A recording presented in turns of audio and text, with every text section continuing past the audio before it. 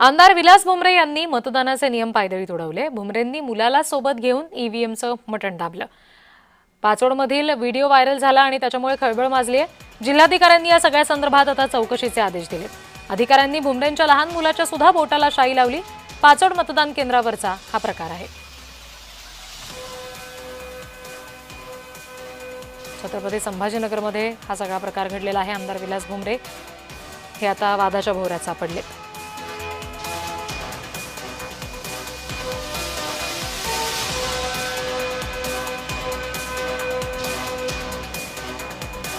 जिल्हाधिकाऱ्यांकडून या सगळ्या प्रकरणामध्ये आता चौकशीचे आदेश दिले गेलेले आहेत असं समजतंय।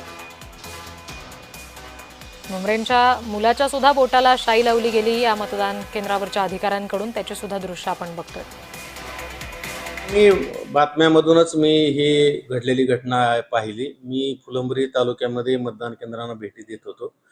त्या संदर्भामध्ये मला काही पत्रकारांचे फोन आले, त्याबरोबर मी तातडीनं त्या पैठणचे जे निवडणूक निर्णय अधिकारी आहेत श्री प्रवीण फुलारी यांना मी सूचना दिलेल्या आहेत। झोनल ऑफिसरकडून पूर्ण सखोल चौकशी करून यामध्ये वस्तुस्थितीजन्य अहवाल सादर करा आणि तेथील जे कोणी कर्मचारी आहेत त्यांचा कोणाचा त्याच्यामध्ये दोष आहे, कोणी परवानगी दिली, या संदर्भातली डिटेल माहिती घेऊन मला सादर करण्याची सूचना दिलेल्या आहेत। ती माहिती येईल।